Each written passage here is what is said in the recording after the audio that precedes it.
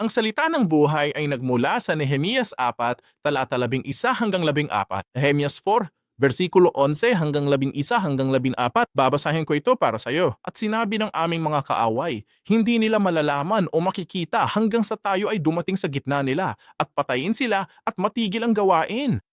At nangyari, nang ang mga Judyo na ninirahan malapit sa kanila ay dumating at nagsabi sa amin ng 10 beses, iyon ay aahon laban sa amin. Mula sa bawat lugar kung saan ka maaaring lumingon. Nang ilagay ko ang mga lalaki sa pinakamababang bahagi ng espasyo sa likod ng mundo, sa mga lantad na lugar, at iniladay ko ang mga tao mula sa bawat pamilya, dala ang kanilang mga kaluluwa, sibat at pana. Nang makita ko ang kanilang takot, tumayo ako at nagsalita sa mga maharlika, sa mga opisyal at sa iba pang mga tao. Huwag kang matakot sa kanila. Alalahanin ng Panginoon na dakila at kahanga-hanga at ipaglaban mo ang iyong mga kapatid, ang iyong mga anak, ang inyong mga anak na babae, ang inyong mga asawa at ang inyong mga bahay. Ito ang salita ng Diyos. Amen. Tama. Kaya ang templo ni Zerubbabel. Balikan ba natin itong numero? Ang templo ni Zerubbabel ay itinayo muli noong 516 BC. Tama ba? At ang pader ng lungsod ay muling itinayo noong 444 BC. Kaya ang pagitan na 72 taon, tama ba? 72 taon. At ang pagtatayo ng pader na siyang pagkukumpuni ay umabot ng 52 araw, tama ba? 52 na araw. Tama. Kaya nung nakaraang linggo, nalaman natin ang tungkol sa ating panggugulo sa pagtatayo ng pader, tama ba? Kaya ang mga taong nasa labas ng komunidad ay nagambala at humadlang at inatake pa nga. Ang mga tao ng Israel ay hindi kayang muling itayo ang mundo at itayo ito. Ibig sabihin, may 3 tao na nanggugulo at tumutol dito. Si Sanbalat na Horonita, si Tobias na Amonita, at si Gerson na Arabe. Natatandaan natin ang mga pangalang ito, di ba? Kaya ngayon, alamin natin ang tungkol sa panggugulo ng mga tao sa loob ng isang komunidad. Ang gugulo ng mga tao mula sa loob ng komunidad. Kaya tinatawag natin itong panloob na kaguluhan. Kaya, ang numero 1 ngayon ay ang mga maharlika ng Tekoa. Kung titingnan mo ang Nehemias 3.5, sinasabi nito, bukod dito, sa tabi niya ay nagkumpuni ang mga Tekoita, ngunit hindi sila sinuportahan ng kanilang mga maharlika, ang gawain ng kanilang mga amo. Kaya, gaya ng nakikita mo, pinaghiwalay talaga nitong dalawa. Pinag-uusapan nito ang dalawang grupo, tama ba? Ang unang grupo ay Tekway. Tekway, tama ba? Kaya mga tao ng Taikwa, tama ba? Mga tao ng Tekwa, sumama sila sa konstruksyon. Samantalang mayroon lamang ibang grupo, mayroon ding isa pang grupo, ang mga maharlika ng Tekoa. Tama ba? Mga maharlika ng Tekoa, hindi nila sinuportahan, di ba? Hindi nila sinuportahan ang gawaing konstruksyon. Kaya ang salitang Hebreyo para sa hindi sumusuporta ay Habib Jabaram. O kikita mo naman sa screen, di ba? Ang Habib Jabaram na literal na nangangahulugang hindi inilagay sa kanilang leeg. Hindi inilagay sa kanilang leeg. Kaya kapag nagtatrabaho tayo sa construction site, kadalasan ay dinadala natin ang mga bagay sa balikat o sa leeg, tama ba? Kaya para maayos ang pader na nasira, maraming sentido komon, ladrilyo at semento, di ba? Semento ang kailangang buhatin. At ang mga maharlikang ito ay tumangging pasanin ang mga bagay na ito sa kanilang balikat, tama ba? Sa literal na pagsasalita, tumatangging dalhin nila ang mga bagay na ito. Baka sabihin nila na kaming mga nasa mataas na posisyon ay hindi gumagawa ng ganong pisikal na trabaho. Kayong mga mabababang tao ang gumagawa ng trabaho. Tayo mga marangal, tayo mga mataas. Hindi para sa amin ang pisikal na trabahong ito.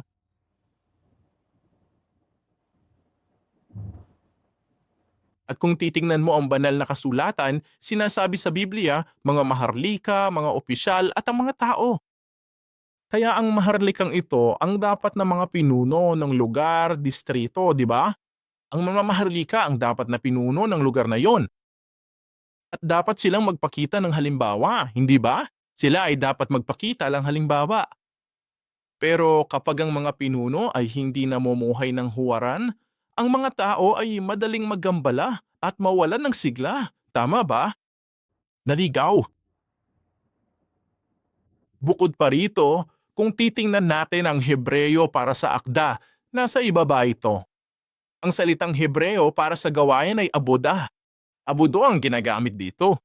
At ito ay hinango mula sa isa pang salitang Hebreo, abad. Sigurado akong natatandaan ng ilan sa inyo ang ibig sabihin ng abad, hindi ba? Ang ibig sabihin ng abad ay gumawa, magtrabaho. Ngunit pagdating din sa paglilingkod sa Diyos, ang ibig sabihin nito ay maglingkod. Ang ibig sabihin nito ay magbigay ng serbisyo. Ibig sabihin, magbigay ng serbisyo, di ba? Kaya ang konstruksyong ito ay pisikal na trabaho at paggawa. Pero sinasabi ng Diyos na ito ay para paglingkuran at sambahin ako. Tama ba? Nang hindi naglilingkod sa Diyos, sa simbahan lang naman yan nangyayari, di ba? Sa araw ng Panginoon. Ngunit sinasabi ng Diyos, hindi. Ito ang panahon para muling itayo ang mundo. At kung pupunta ka sa lugar ng konstruksyon at muling itatayo ito sa pamamagitan ng iyong pawis, sa pamamagitan ng iyong pisikal na pagsisikap, kung gayon ay ituturing ko iyon. Binibigyan mo ako ng serbisyo, di ba? Ang tirahang iyon. Pareho lang ang trabaho. Kaya kahit pisikal ka man magtrabaho, tama ba? At ang gawain yan, ang pagsisikap na yan, ituturing kong nagbibigay kayo sa akin ng serbisyo. Pinagsisilbihan mo ako. Kaya nga, ang mga maharlikang ito ng Tekoa, tama ba? Maiintindihan mo ba na ang mga maharlikang ito ng Tekoa ay hindi lamang tumangging magtrabaho, kundi tumangging maglingkod din sa Diyos, tama ba? Sa paningin ng Diyos, kapag tumanggi silang lumabas sa bukid, pumunta sa lugar ng konstruksyon at pisikal na magtrabaho, tumatanggi silang maglingkod sa Diyos o maglingkod sa Diyos. May natatandaan ka bang halimbawa? Natatandaan mo ba? Ang kwento kailan? Isa sa mga elder sa simbahang Indonesian na napakayaman, sobrang yaman may sandaling paglilinis ng simbahan at sabi ng elder na ito, ipapadala ko ang mga katulong ko, di ba? Magpapadala ako ng 20 katulong mula sa bahay ko at sila ang maglilinis ng simbahan. At sinabi ng founding pastor nung panahong iyon, sige, hayaan na natin, di ba? At ang katulong mo lang ang papapalain ng Diyos, hindi ikaw, di ba? Kaya yun alam mo, ibig kong sabihin, halimbawa, ito ay isang pisikal na gawain, paglilinis lang ng simbahan. Pero dahil para sa Diyos iyon, dahil si Abad yun, di ba? Abuda. Sa katuwid, ito ay isang paglilingkod sa Diyos. Paglilingkod yan sa Diyos, hindi ba? At yung mga tumatangging gamitin ng kanilang pisikal na katawan upang maglingkod sa Diyos o gumawa ng mga gawain sa simbahan, tama ba? Tumanggi silang maglingkod sa Diyos. Tumanggi rin silang maglingkod sa Diyos. Kaya, mahal kong mga kapatid, kahit na kailangan ninyong pagpawisan ng husto, maging marumi at maalikabok, huwag kayong umatras o tumakas pagdating sa gawain ng Diyos. Hindi lamang ang ministeryo ang gawain ng Diyos. Ibig kong sabihin, kahit ang ministeryo, maaring pagpawisan ka ng husto at maalikabok. Pero pagdating din sa paglilinis ng simbahan, pagdating sa pagsasaayos ng simbahan, pagdating sa pagkukumpuni ng mga bagay-bagay, huwag itong ituring na trabaho ng iba. Trabaho naming lahat yan. At kapag ginawa natin ito, kapag ginaalagaan natin ito, kapag naglilingkod tayo gamit ang ating pisikal na katawan, tiyak na igagalang iyon ng Diyos. Naglilingkod tayo sa Diyos, nagbibigay tayo ng serbisyo sa Diyos, tama ba? Kaya tumanggi ang mga maharlika ng Tekoa na gawin ang pisikal na trabaho, tama ba? Kaya sila ang unang grupo ng mga tao tumutol at magpapasalamat. Naabala ang gawain sa konstruksyon. Kasi bilang pinuno, hindi sila nagpakita ng halimbawa. Kaya malaki talagang naiimpluwensyahan nila, di ba? Ibig kong sabihin, hindi naman nagtatrabaho ang mga pinuno natin. Kaya bakit tayo magtatrabaho, di ba? Kaya naman talagang naabala nito ang trabaho sa konstruksyon. Ang pangalawang tumalon ay ang mga Hudyo, ang mga negatibo. Ang mga Hudyo, mga negatibo. Kaya nung nakaraang linggo, nalaman natin na ang mga Sambalat at si Tobias at ang mga Araf at ang mga Amonita at ang mga lalaki ng Asdod ay dumating upang makipaglaban upang lumikha ng kaguluhan sa mga tao ng Israel. Ama, iyan ay nakasulat sa Nehemias 4:7-8, Nehemias 4:7-8. Nalaman na natin yan nung nakaraang linggo, di ba? Pagdating sa kapag pinag-uusapan natin itong panlabas na kaguluhan, tama ba? Sa wakas, binuo nila ang grupong ito ng mga tao, isang gang, at umahon sa Israel, sa Jerusalem, at sa salakay na sana sila. Ang mga tao ng Israel para lituhin sila, tama ba? Para magdalang ang gulo sa kanila, di ba? Para matigil na nila ang konstruksyon ng trabaho. Kaya't si Nehemias at ang mga tao ay nanalangin sa Diyos at naglagay ng mga bantay at nagpatuloy sa paggawa. Ngunit si Nehemias, bayan ng alam natin, ay hindi makapagpigil. Kaya siya ang naglagay ng bantay araw at gabi, di ba? Samantalang ang ibang mga tao ay nagpatuloy sa paggawa ng mga gawaing pagtatayo. Kaya kung titingnan mo ang Nehemias 4, versikulo 9 hanggang 11, Nehemias 4, versikulo 9 hanggang 11, sinasabi nito, "Ngunit kami ay nananalangin sa aming Diyos at dahil sa kanila, naglagay kami ng bantay laban sa kanila araw at gabi." Tama ba? At pagkatapos ay sinasabi sa talata 10, "Kaya sa Juda sinabi, ang lakas ng mga tagapagdala ng pasan ay nanghihina, gayon may maraming basura at kami mismo ay hindi kayang itayo muli ang mundo."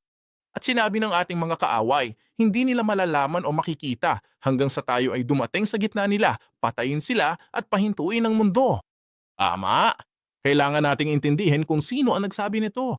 Tama? Sino bang nagsabi nito? Sambalat Bayang? Si Tobia ba yun? Hube? Kung titingnan mo ang versikulo 10, sinasabi nito, sa Juda sinabi ito. Tama? Sa Huda, ganito ang sage.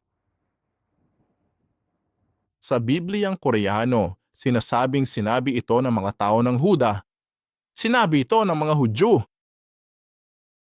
Ang mga Hudyo, ang mga tao ng Israel, ang mga tao ng Juda ang nagsabi nito, ang nagkalat ng balitang ito. Tama ba? Sabi nila, humihina na ang lakas ng tagapagpasan. Nabibigo ang ating mga manggagawa. Masyadong mabigat, sobra, di ba? Pero ang daming kalokohan, ang dami pa ring trabaho, di ba? Hindi natin ito matatapos sa tamang oras. Hindi natin maaaring tapusin bago mangyari ang pag-attacking ito, tama ba? At hindi natin kayang itayo muli ang mundo, hindi ba? Kaya naman, hindi na natin kayang buuin muli. Alam mo, pangarap lang na muling buuin ang mundo, di ba? Paparating na ang mga kalaban. Kulang ang tao natin at lahat tayo ay pagod at napakaraming trabaho, tama ba? Imposibleng tapusin ang lahat, buuin ang lahat sa ganitong mga sitwasyon. At patuloy pa rin nilang sinasabing hindi nila malalaman. Ibig kong sabihin, ito ang sinabi ng mga tao ng kaaway, tama ba? Hindi nila malalaman. O tingnan mo, hanggang sa makarating tayo sa gitna nila, patayin sila at itigil ang mundo, tama ba? Kaya inuulit nilang sinabi ng kaaway, tama ba? Inuulit at ikinakalat nila ang sinabi ng kaaway. Na nangangahulugang sinasabi nila ito sa kanilang mga kapatid at sa kanilang mga kapitbahay. At sinabing, kita mo, itong sinasabi ng ating mga kaaway. Tama ba? Paano natin malalampasan yon? Paano nga ba natin matatapos ang gawain ito? Kumpletuhin ang konstruksyong ito sa tamang oras, di ba? Sabi nila, darating sila nang hindi natin sila pinapaalam, di ba? Darating sila sa lalong madaling panahon at papatayin nila tayo, wawasakin nila tayo sa lalong madaling panahon. Mamamatay tayo lahat dito kung ipagpapatuloy natin ang konstruksyong ito. Kaya ito ang mga tao, ang mga Hudyo, ang mga negatibo, sige, ito ang mga Hudyo at ang mga taong nagkakalat ng chismis na walang pananampalataya. Tama ba? Chismis na walang pananampalataya. Chismis na walang pananampalataya. Kung hindi sila makapaniwala, hayaan na lang natin, di ba? Pero kapag ipinakalat nila ang balitang ito, tiyak na maaari rin nitong pababain ang moral at kapaligiran ng mga tao di ba? At ito ay isang malaking kasalanan laban sa Diyos. Laban sa Diyos.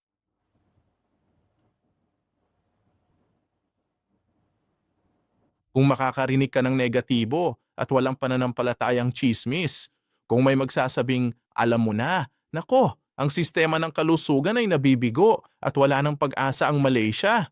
Kung may magsasabing, alam mo na, hindi gumagana ang bakuna.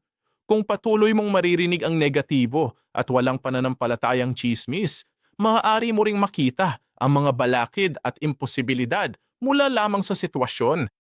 Gayunpaman, kung maririnig natin ang positibo at tapat na tsismis na siyang pagtatapat, masasabi nating tapat na pagtatapat, tama ba? Kung gayon ay makikita natin ang kamay ng Diyos sa gitna nila, tama ba? Proteksyon ng Diyos sa panahon ng kahirapan.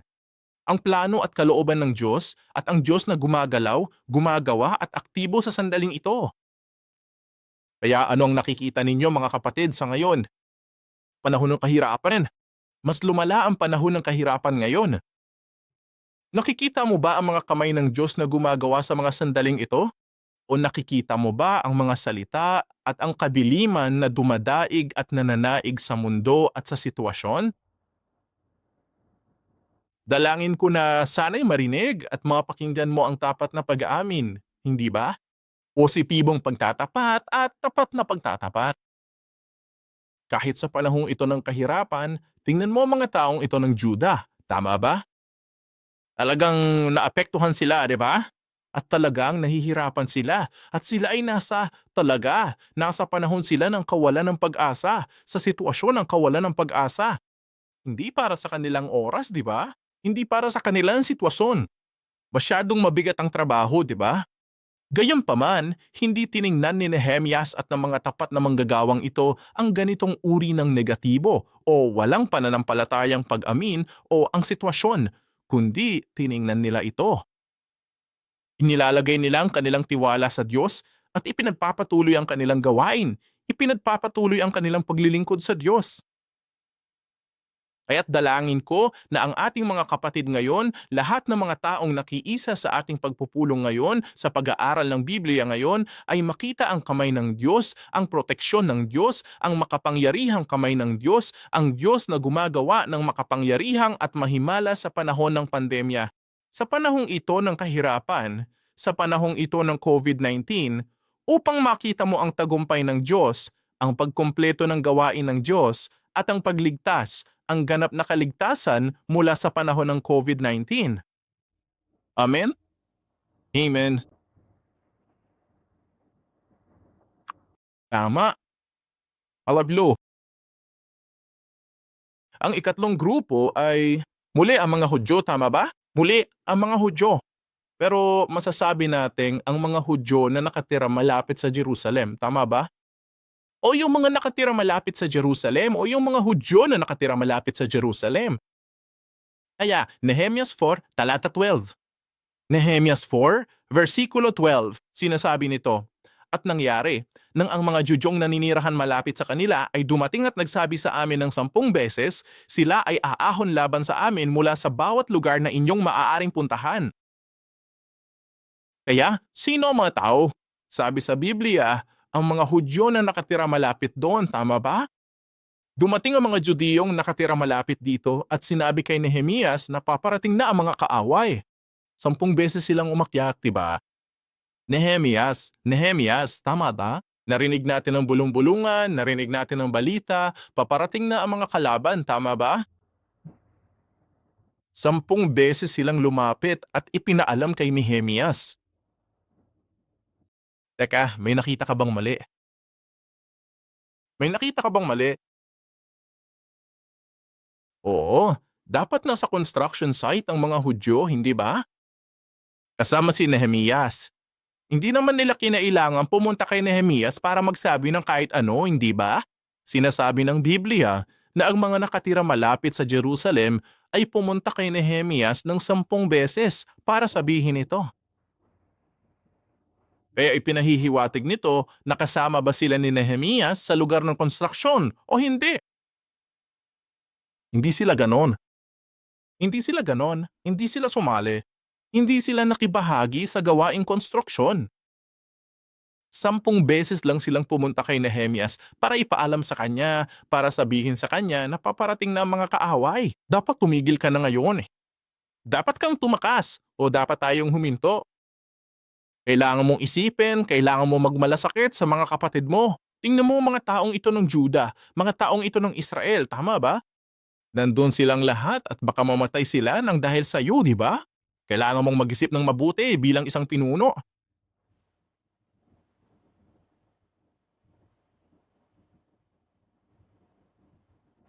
Kaya ang mga taong ito ay hindi lumahok sa gawain konstruksyon. Ibig kong sabihin, sila ang mga taong nakatira malapit sa Jerusalem. Ang ginhawa naman para sa kanila, di ba? Gayon din, ang Jerusalem ay isang kapisera. Ito ang pangunahing punto, no? Hindi ba? Kaya marahil, nakatira sila sa pinaka-estratehiko at pinakamahalagang lugar. Tama ba? Sa usapan ng logistics, di ba? Gayunpaman, sa kabila ng lahat ng mga pakinabang at pagpapalang ito, hindi sila nakilahok, hindi sila sumama sa pagbuo ng mundo.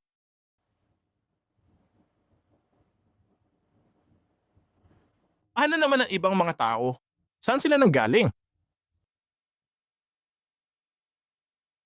Ang ikalawang bahagi ng seryeng Kasaysayan ng Pagtubos, Aklat 11, ay ililista ang lahat ng tao, lahat ng lugar kung saan nanggaling ang mga tao ng Juda, ang mga tao ng Israel upang muling itayo ang templo at muling itayo ang mundo. Ito ay nakalista, ikinategorya sa 42 na lugar. Natatanda mo? Kung saan ginamit ang numerong 42 sa Biblia dati, hindi ba? Sa ikalawang aklat ng seryeng History of Redemption, ang bilang ng mga campsite, ang bilang ng lugar na pinagkampuhan noong paglalakbay sa ilang ay bilang 42, tama ba? At pagdating din sa genealogy ni Mateo, ang genealogy ni Hesukristo, ang henerasyong inilarawan sa Biblia ay 42 din, tama ba? At may isa pang halimbawa sa Biblia. Hindi ko alam. Ibig kong sabihin, wala pa akong libro kaya hindi ko pa alam. Pero si Pastor Philip Lee, nang ibinahagi niya ang mensaheng ito, sinabi niyang isusulat ito. Lahat ng ito ay maikikategorya at maayos ng maayos sa ikalawang aklat, ikalawang tomo ng ikalabing isang aklat ng seryeng History of Redemption. At kung babasahin natin ang Biblia, ito ay nakakategorya sa 42 iba't ibang distrito o 42 na magkakaibang nayon. Kaya ito, muli, lumilitaw ang numero 42. Para sa kahalagahan ng bilang na 42 na ito, pag-aaralan natin ito kapag lumabas na ang libro, tama ba? Gayunpaman, ang ibang mga tao, hindi lamang ang mga taong malapit na nakatira malapit sa Jerusalem ay dumating, kundi mula pa sa nayon at distrito na medyo malayo sa Jerusalem. Lahat ng tao, maraming tao ng Huda, maraming tao ng Israel ang pumunta sa Jerusalem at sumuporta sa pagtatayo ng mundong ito. Kaya kung titingnan mo ang Nehemias 3, versikulo 17 hanggang 18, Nehemias 3, versikulo 17 hanggang 18, ang mundong gusto kong makita mo ay ang distrito ng Keilah. Tama ba? Keilah o Keilah, tama ba? Ang distrito ng Keilah, kaya kung babasahin ko ito para sa iyo, pagkatapos niya, ang mga Levita ang nagsagawa ng mga pagkukumpuni sa ilalim ni Ruhum na anak ni Boni. Sa tabi niya, ang opisyal ng kalahati ng distrito ng Kailat, si Kaila, ang nagsagawa ng mga pagkukumpuni para sa kanyang distrito. Pagkatapos niya, ang kanilang mga kapatid ang nagsagawa ng pagkukumpuni sa ilalim ni Bavabi Bavai, Kanan, na anak ni Hanadat na pinuno sa kabilang kalahati ng distrito ng Kela. Kung dayon, nasan si Kela? Kung titingnan mo ang mapang ito, malinaw mong makikita kung nasaan ang Kela. Nandito si Kayla at nasa ng Jerusalem, sa ilalim mismo ng Geba. Kaya ang Jerusalem ay isang lugar dito.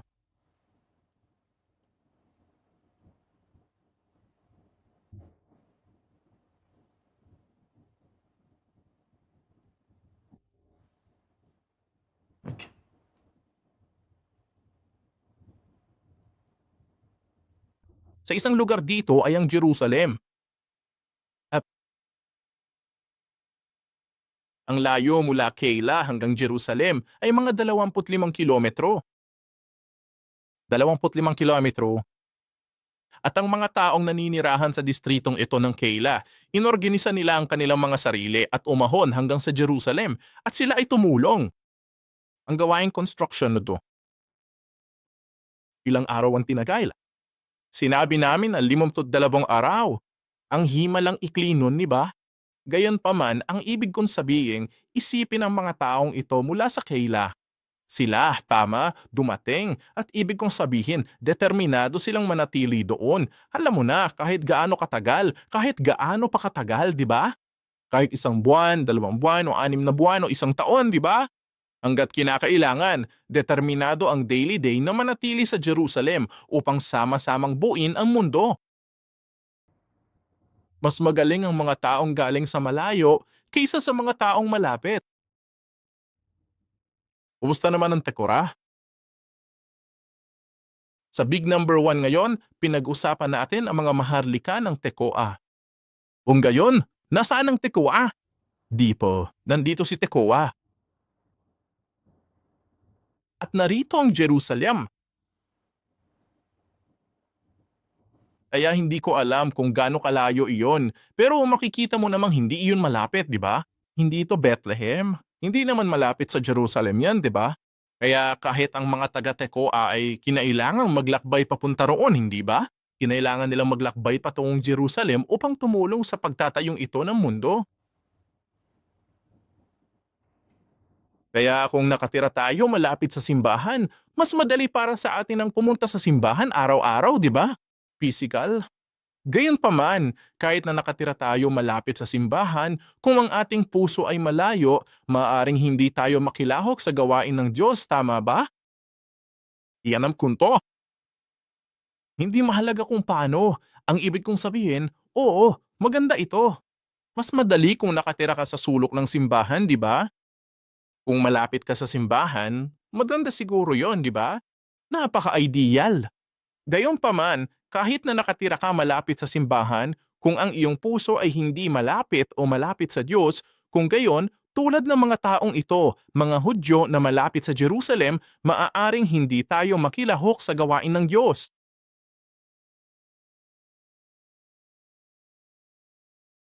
Maaring hindi nating isinasaalang-alang ang gawain ng Diyos. Maaring hindi tayo magbigay ng oras. Maaring hindi tayo magsikap sa gawain ng Diyos. Gayunpaman, kahit medyo malayo ang ating tinitirahan, hindi ba? Kahit na tayo ay nakatira sa malayo, kung ang ating puso ay malapit, kung ang ating puso ay malapit, tayo ay sasali at makikibahagi sa gawain ng Diyos. At ituturing ng Diyos ang mga hindi nakikipagbahagi sa gawain ng Diyos bilang mga taong sumasalungat sa gawain ng Diyos. At kikilalanin ng Diyos ang mga nakikilahok at sumasali sa gawain ng Diyos bilang ang mga sumusuporta sa gawain ng Diyos. Kaya mahal kong mga kapatid, dalangin at pagpapalain ko kayong lahat sa pangalan ng Panginoon na kayong lahat ay maging mga taong sarado sa Diyos sa aming mga puso nang sa gayon ay maging kami ang sumusuporta sa gawain ng Diyos na nakikilahok sa gawain ng Diyos. Hindi ba?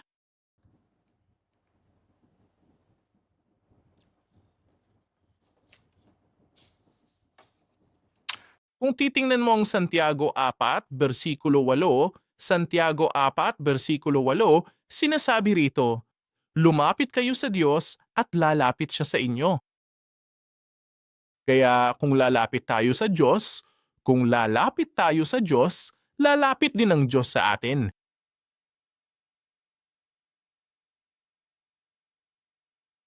Huwag kang manlamin. Huwag manatiling malamin. Mag-inip tayo. Maging tayo. Nasusunog na naman, di ba? Kailangan nating magningas para sa Diyos. Kailangan nating magningas para sa gawain ng Diyos, tama ba? Kailangan nating lumapit sa Diyos. Hindi tayo pwedeng maging parang couch potato, di ba? Hindi ko tinutukoy ang physical na couch potato. Ang tinutukoy ko ay yung espiritual na pag-upo sa sopa, tama ba? Hindi tayo maaaring maging tagamasid. Hindi naman tayo pwedeng maging tagamasid lang, di ba? Kailangan nating maging isang manggagawa. Kailangan nating maging kalahok, di ba? Dapat tayo ang dadalo, di ba? Kailangan nating dumalo at sumali, di ba? May trabaho na kami. Kapag inilalapit natin ang ating sarili sa Diyos, gayang sinasabi ng Biblia, naniniwala akong ilalapit din ng Diyos ang kanyang sarili sa atin. Amen? Amen. Ang pang-apat, malaking numero 4, ay natutunan na natin ito dati sa Mayas, tama ba? Si Semayas ang saserdote. Si Semayas ang saserdote. Nalaman natin ang tungkol sa kanya nung nakaraang linggo na sinuhulan siya ng mga kaaway, tama ba? Upang maihatid niya ang maling propesiya. Iminungkahi niya kay Nehemias dahil ang mga kaaway ay paparating at sasalakay sa iyo at marahil ay papatayin ka, ipakita sa akin ng Diyos na ikaw ay papatayin ngayong gabi. Kaya bakit hindi tayo magtago sa loob ng templo? Iyan ang magiging isang lugar kung saan ang mga tao, ang mga kaaway ay hindi. Halika o mga kaaway, doon ang huling lugar na hahanapin ka ng mga kaaway, kaya baka mabuhay ka, di ba? Iminungkahi niya na tayo pumunta sa templo at magtago roon ng ilang sandali hanggang sa makaalis ang mga kaaway. Ngunit nalaman natin na ang dahilan kung bakit tumangging magtago si Nehemias ay una ay dahil hindi siya isang Levita, tama ba? Dahil hindi siya isang Levita. Bilang isang taong hindi Levita, hindi siya maaaring pumasok sa templo.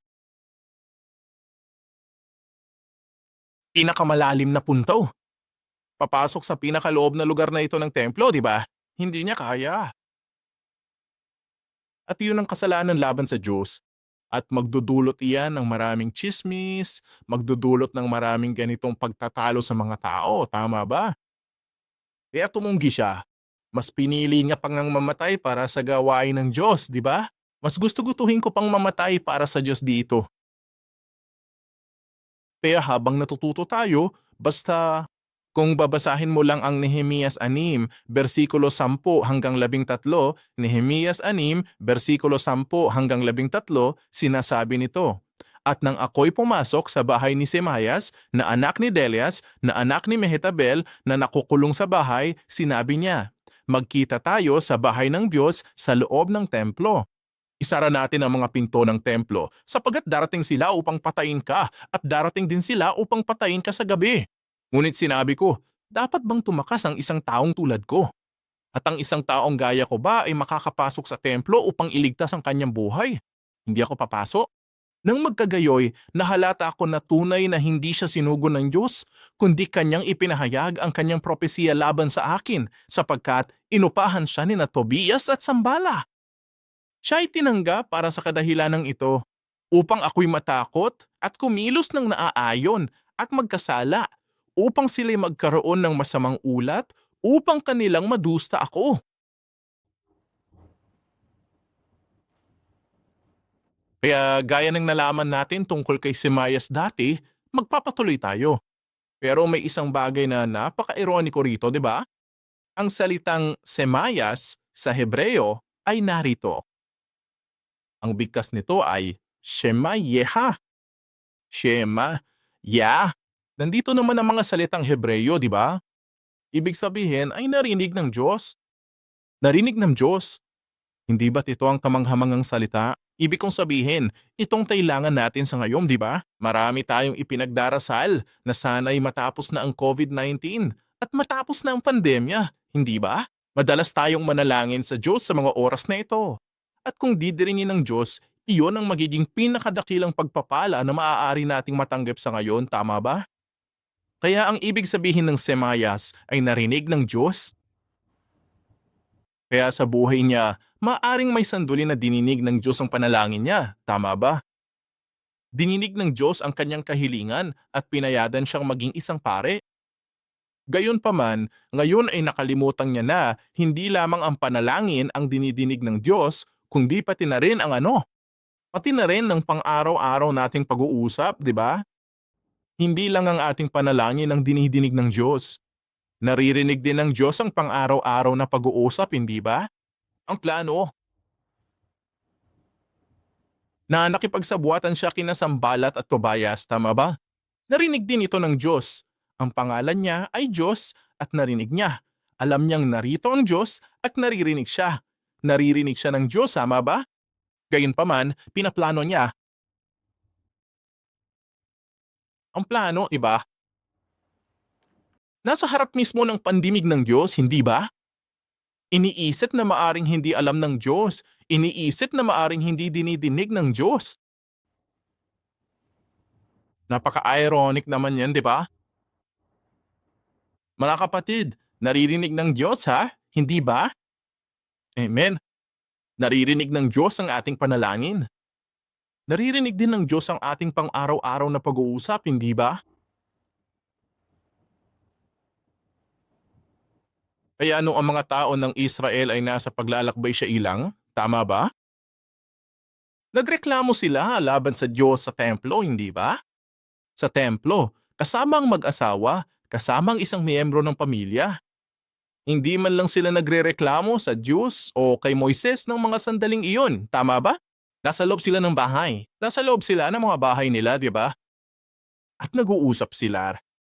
Alam mo kung ano? Talaga bang ililigtas tayo ng Diyos, hindi ba? Talaga bang sasagutin ng Diyos ang ating panalangin at narinig yun ng Diyos? At sabi ng Diyos, dahil nagrereklamo ka, tama ba? Nagrereklamo ka! Hindi tayo makakapasok sa lupain ng Kanaan, ang unang henerasyon, hindi ba? Kaya oo, kailangan nating manalangin, tama ba? Kailangan nating manalangin sa Diyos. Gayunpaman, mag-ingat din tayo sa ating mga sinasabi sa ating pang-araw-araw na pakikipag-usap. Napag-usapan na natin itong positibong pag-amin, positibong chismis at ang negatibong chismis, hindi ba? Muli, napakahalaga nito. Kailangan nating maging maingat sa ating mga sinasabi, sa ating mga ibinabahagi, ang aming pinapakala.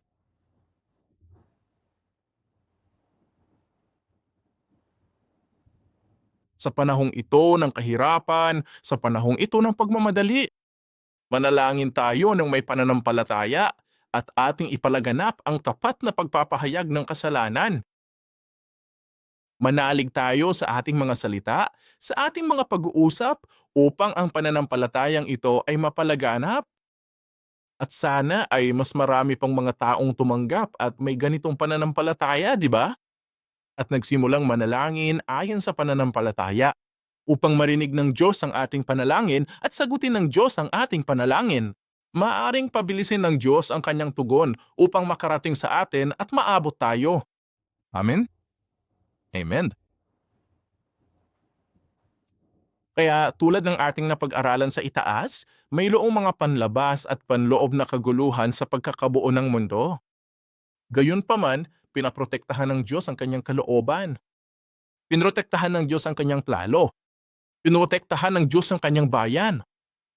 Kaya sa loob ng 52 araw, mahimalang natapos ang konstruksyon. Imposible yun. Imposible yon. Gayunpaman, nais ng Diyos. Handa ang Diyos na tapusin ang gawaing ito sa loob ng 50 araw, 52 araw, tama ba?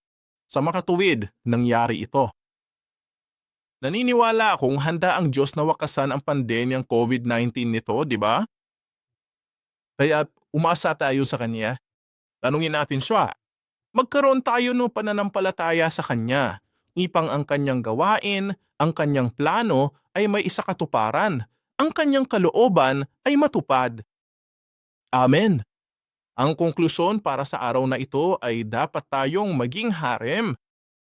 Ang salitang Hebreyo para sa harem ay nakasulat sa screen. Dapat tayong maging hareng. Ang ibig sabihin ng harem ay isang taong dedikado sa Diyos. Bilang halimbawa, dahil sa pagkakabuo ng mundo, ang mga tao sa Israel ay nahati bilang mga kalahok at sumusuporta. At yung mga hindi lumahok at hindi sumuporta, nagkaroon ng pagkakawatak-watak sa mga tao. Ang sumusuporta at ang nakikilahok sa gawaing ito at maraming grupo ng mga tao ang hindi sumusuporta at hindi nakikilahok. At yung taong sumusuporta at nakibahagi sa pagbuo ng mundo, sila ay deboto. Sila ay nakahiwalay. Sila ay hiwalay, tama ba? Kaya masasabi nating sila ang harem ng Diyos, tama ba? Sila yung harem. Dedikado sila. Sila ay hiwalay sa Diyos. Nakahiwalay sila sa mga taong hindi. Kaya kung titingnan mo ang Ezekiel Kabanata 44, versikulo 29, sinasabi nito, kanilang kakainin ang handog na butil, ang handog dahil sa kasalanan, at ang handog dahil sa pagkakasala, at ang bawat bagay na itinalaga sa Israel ay magiging kanila. Kaya ito ay inialay. Dedikado itong harem. Ang salitang Ebreyo na harem ang ginamit. Kaya ang mga taong sumunod at nakibahagi at sumama sa gawain ng Diyos, sila ang mga tapat. Sila ang mga pinaghihiwalay. Sila ang harem. Gayunpaman, may isa pang kahulugan sa salitang harem na ito. Isa pang kahulugan. Sa salitang ito, harem. Iyan ay kamatayan o pagkawasak. Kamatayan o pagkawasak. Kaya kung titingnan mo ang Exodo 22, talata 11, sa Exodo 22, bersikulo 11, sinasabi nito, sinumang sumiping sa hayop ay papatayin na walang pagsala. Ang pagpatay na ito ay harem din. At sa mga bilang 21, talata 2, sinasabi nito, kaya't ang Israel ay nanata sa Panginoon at nagsabi, kung tunay na ibibigay mo ang bayang ito sa aking kamay, ay aking lubos na wawasakin ang kanilang mga bayan. Ang lubos na pagsira na ito ay haram din. Kaya paano ang isang salita ay nangangahulugang nakalaan sa Diyos o nakalaan sa Diyos? At ang isa pa, ang ibig kong sabihin, ang parehong salita ay maaaring mga hulugang kamatayan at pagkawasak.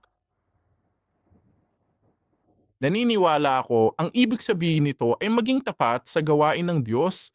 Kailangan muna nating lubusang sirain, tama ba? Kailangan muna nating mamatay.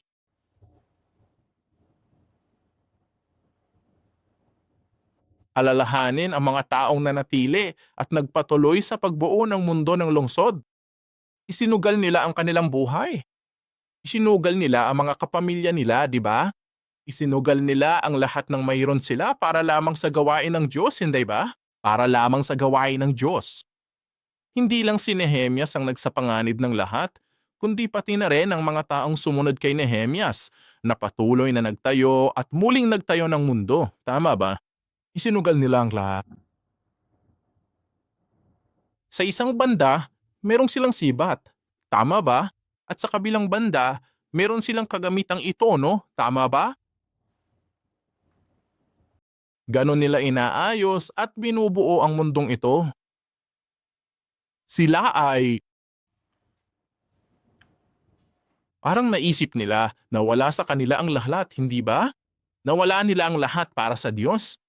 Lubos na nawasak para sa Diyos. At sila'y namatay para sa Diyos. Hindi ba?